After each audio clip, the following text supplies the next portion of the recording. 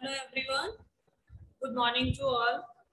How are you? I think you all are good and safe and healthy. This is Preeta Yadav, your science teacher.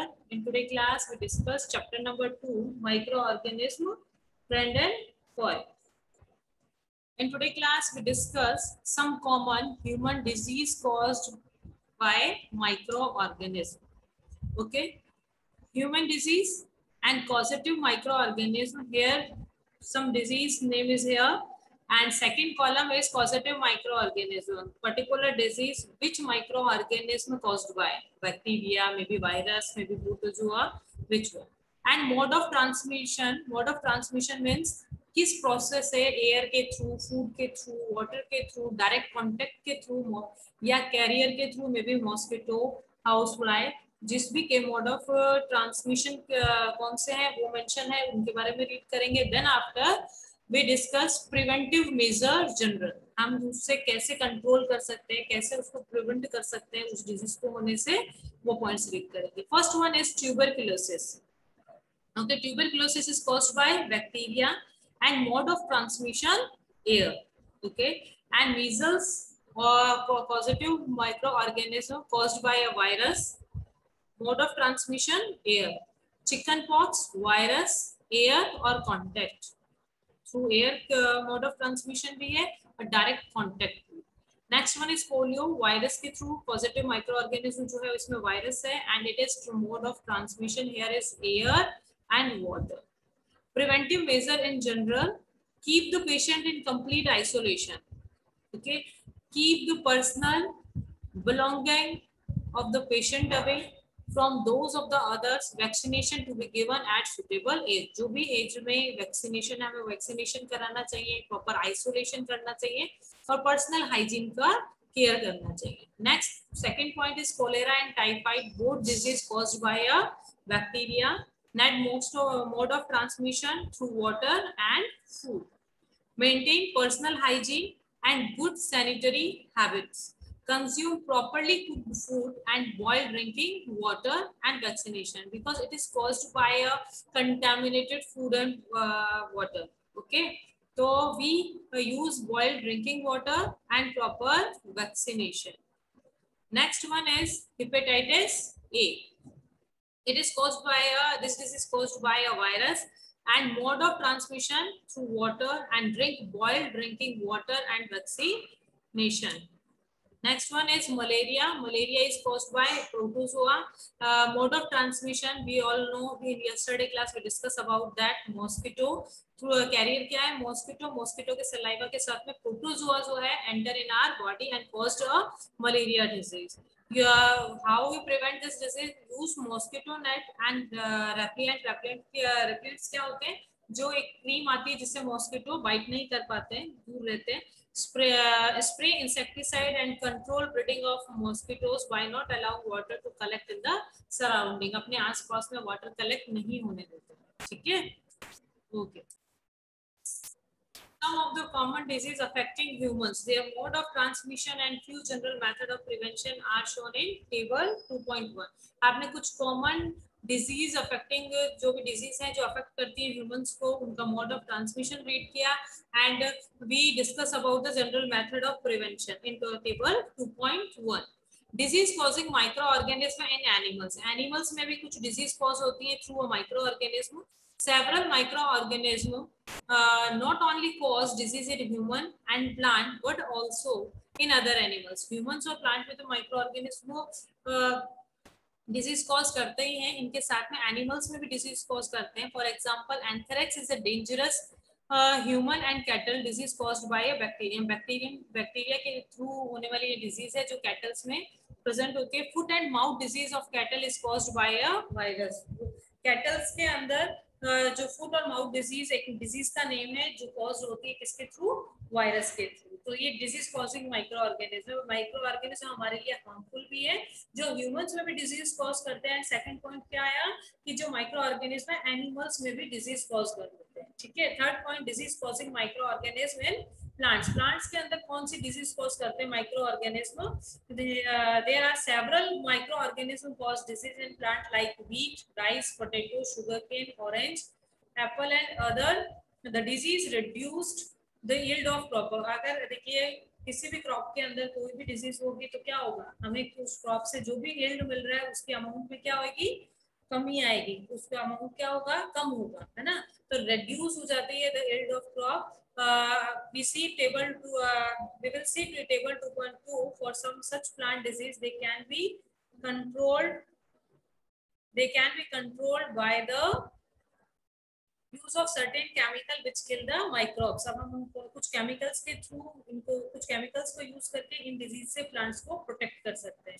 First disease, plant disease, citrus canker caused by a bacteria and mode of transmission through a air. Second, plant disease, rust of wheat. It is caused by a fungi and it is transmitted by air or seeds also.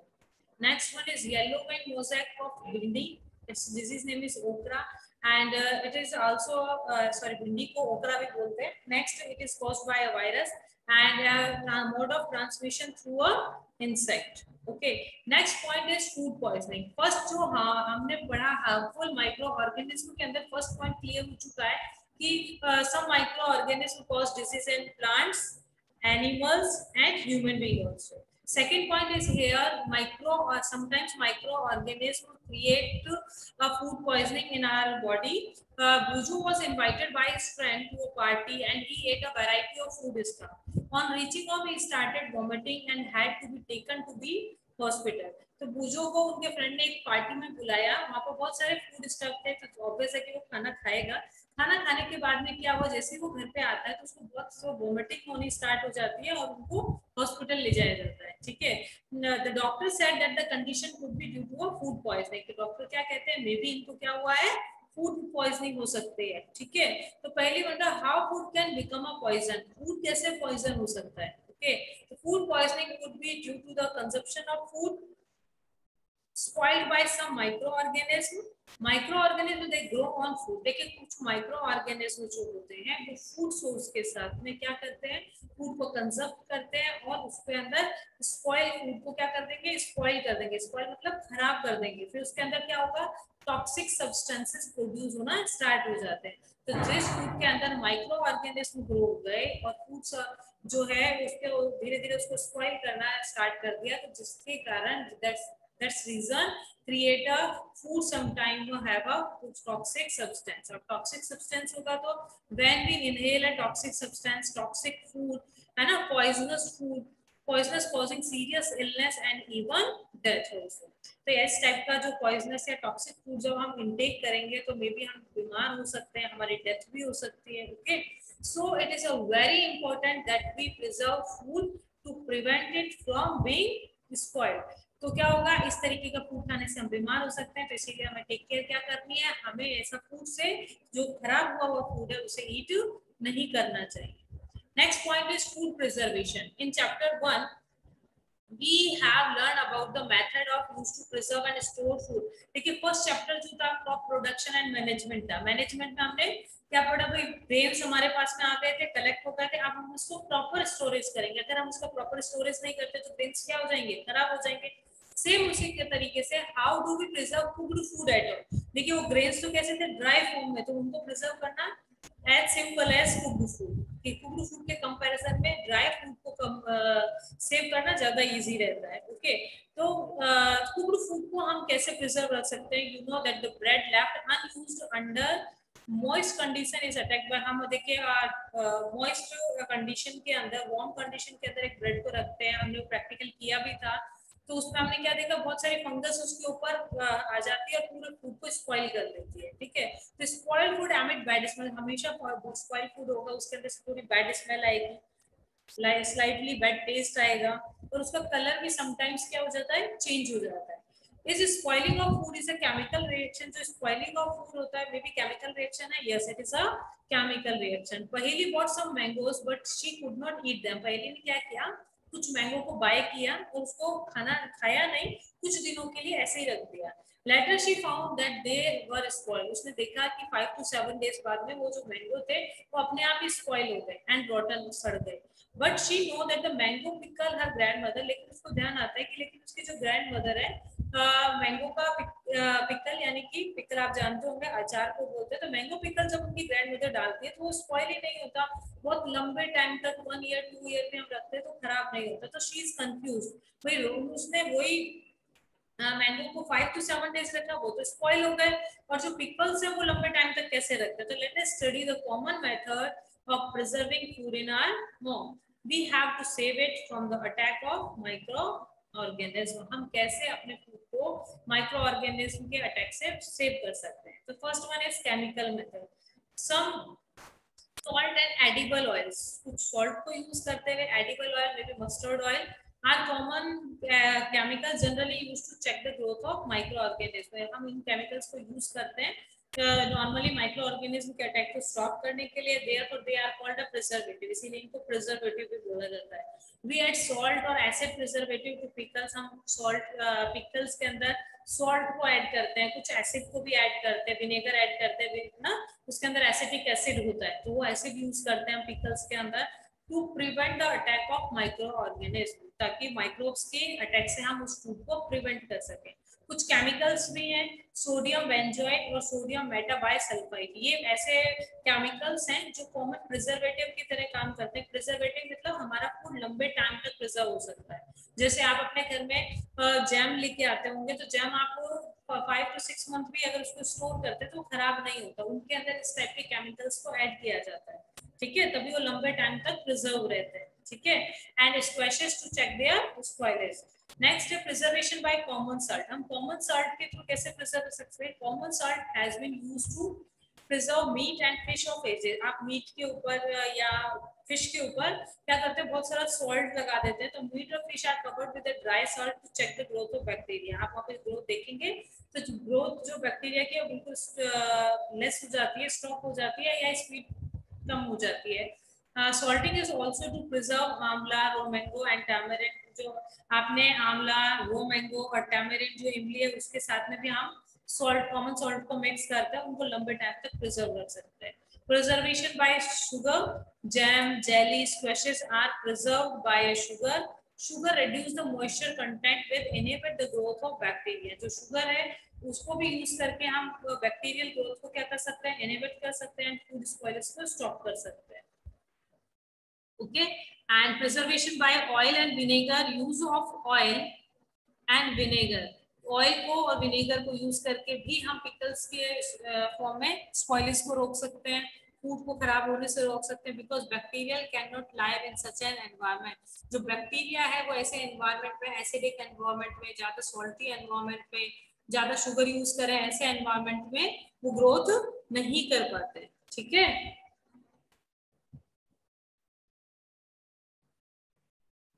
Okay, bacteria cannot live in such environment. Vegetable, fruit, fish, meat are often preserved by this method. तो इन सब चीजों को हम preserve कर सकते हैं। We will preserve, use all the method to cook the food. Okay, raw food. Yes, yes. Next point is heat and cold treatment. Okay, you must have observed your mother boiling milk before it is stored or used. आपने देखा होगा, आप आपके घर पे जब भी milk आता है तो आपकी मदर उस मिल्क को बॉईल करती हैं, देन आफ्टर फ्रिज के अंदर या कहीं पर भी स्टोर करते हैं। अगर रॉ मिल्क को हम डायरेक्टली स्टोर करते हैं तो बहुत लंबे टाइम तक नहीं चलेगा, वो 3 and 4 आवर के बाद में खराब होना या स्पॉइल होना स्टार्ट हो जाएगा। बॉइलिंग किल मैनी माइक्रो, हम बॉइलिंग प्रोसेस करते हैं तो मिल्क में जितने भी माइक्रो ऑर्गेनिज्म प्रेजेंट होते हैं वे भी मोस्टली किल हो जाते हैं। एक प्रोसेस है pasteurise milk can be consume without boiling. एक तो ये प्रोसेस है जो हम घर में यूज करते हैं कि मिल्क को बॉइल करके देन वी स्टोर, ठीक है। बट आपने देखा होगा अमूल के जो पैकेट्स आते हैं या आप कोई और मिल्क प्रोडक्ट जो है उसके जो पैकेट्स आते हैं वो तो रॉ मिल्क होता है, बॉइलिंग मिल्क नहीं होता। तो वो कैसे इतना टाइम तक, क्योंकि हम अपने घर पे जो मिल्क लेके आते हैं वो तो 3 and 4 आवर्स अगर आपने उसको बॉईल नहीं किया तो it is completely spoil.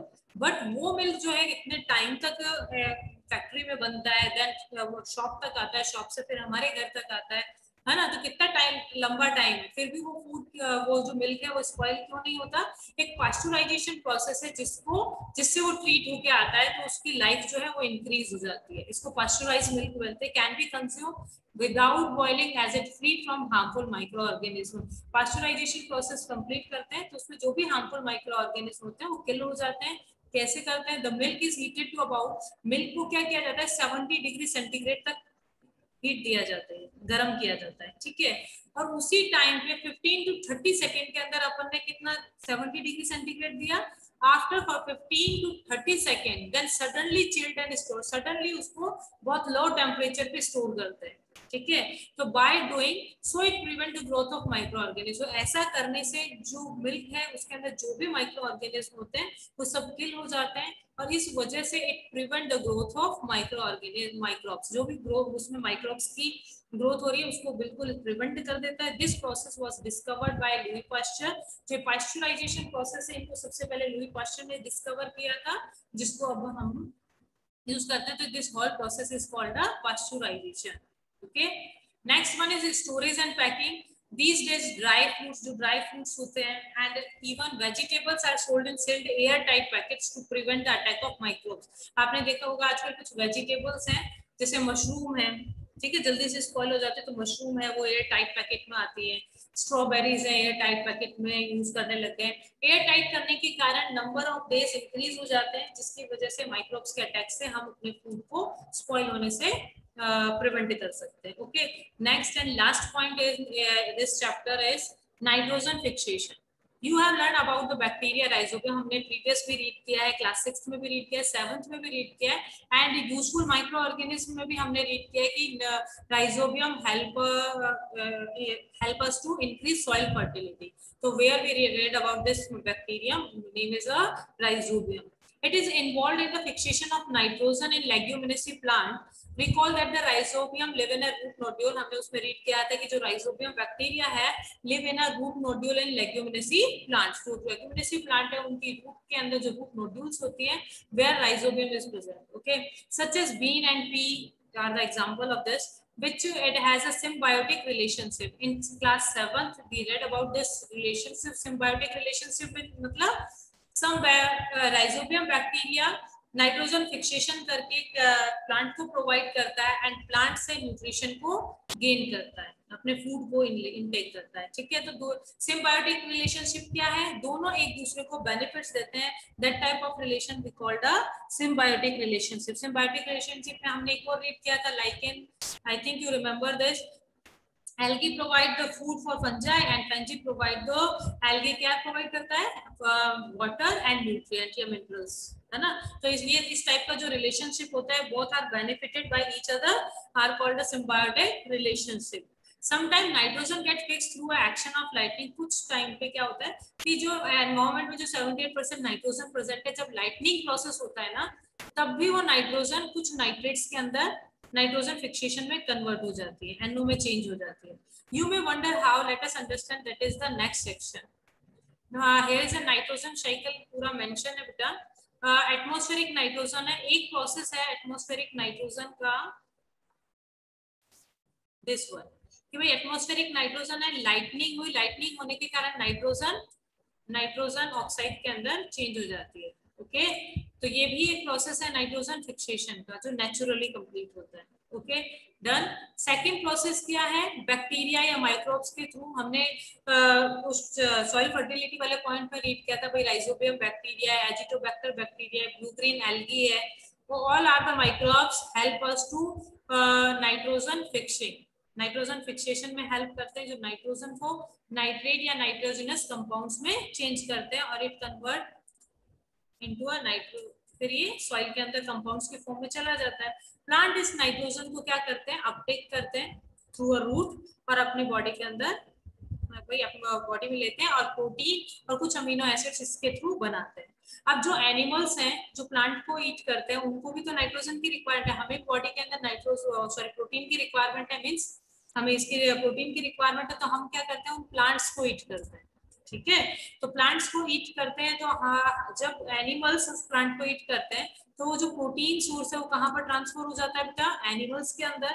Then after जब वो एनिमल डेड होता है मे बी एक्सक्रीशन जो प्रोडक्ट होते हैं यूरिया, यूरिक एसिड, एनिमल्स का यही होता है, ammonia, urea, uric acid. Okay, तो all are the nitrogenous waste. ये जितना भी एक्सक्रीशन जो हम कर रहे हैं वो सब एक्सक्रीशन वेस्ट जो है, एक्सक्रीशन वो नाइट्रोजिनस वेस्ट होता है। एंड आफ्टर डेथ जो भी नाइट्रोजन है वो कहाँ पर आ जाती है बेटा, सॉइल के अंदर, एंड सॉइल से ये वापस गैसियस फॉर्म में टर्न चली जाती है। जो भी नाइट्रोजनस कंपाउंड है वो फ्री नाइट्रोजन को एटमॉस्फेरिक नाइट्रोजन में वापस ट्रांसफर कर देते हैं। तो here is all nitrogen about the nitrogen cycle. I think you all are understand very well. Okay, तो 78% nitrogen gas. Nitrogen is the one of the essential constituent of all living organisms as part as a protein, chlorophyll, nucleic acid and vitamins. देखिए protein, chlorophyll, nucleic acid and vitamin, इनकी जो structure बनती है तब हमें nitrogen की need होती है। बट हम जानते हैं plants are not able to use directly atmospheric nitrogen. The atmospheric nitrogen cannot be taken by directly by plant and animals. हम भी डायरेक्टली इनटेक नहीं कर सकते, प्लांट भी डायरेक्टली इनटेक नहीं कर सकते। Certain bacteria and blue green algae present in the soil fix nitrogen from the atmosphere and convert it into compounds of nitrogen. One nitrogen is converted into a useful compound. It can be utilized by plant. Useful compound में change होगी, then plants उसको utilize करेंगे from the soil through their root system. Nitrogen is then used for a synthesis of plant protein and other compound. Plant protein बनाने में, other compounds को बनाने में, synthesize करने में help करती है. Animal feeding on plant get these protein and other nitrogen compound. जो animal feeding है, एनिमल जो है फीड करते हैं प्लांट को, और ये जो प्रोटीन जो अदर कंपाउंड है नाइट्रोजन रिगार्डिंग विटामिन और मिनरल्स जो है वो हमारी बॉडी या एनिमल्स में चले जाते हैं। When plant and animal die, जब प्लांट और एनिमल डाई होते हैं, bacteria fungi present in the soil convert the nitrogenous waste into a nitrogenous compound to be used by plant again. वापस इसको प्लांट यूज कर लेता है। सर्टेन अदर बैक्टीरिया, कुछ दूसरे बैक्टीरिया भी होते हैं जो इसको कन्वर्ट कर देते हैं some part of the nitrogen gas which goes back into the atmosphere. और कुछ बैक्टीरिया किसमें हेल्प करते हैं, जिन इस नाइट्रोजनस कंपाउंड जो है उनको नॉर्मल नाइट्रोजन गैस में कन्वर्ट करते हैं और उसको वापस एटमॉस्फेयर में रिलीज कर देते हैं। As a result the percentage of nitrogen in the atmosphere remain more और लेस कांस्टेंट। इसी प्रोसेस के कारण हमेशा जो हमारी एटमॉस्फेरिक नाइट्रोजन है ऑलवेज 78% मेंटेन रहती है। तो this is a nitrogen cycle. I think you all are understood. It's a very important topic in this chapter. That's all your chapter. I think you all are understood very well. All chapter number 2. Okay.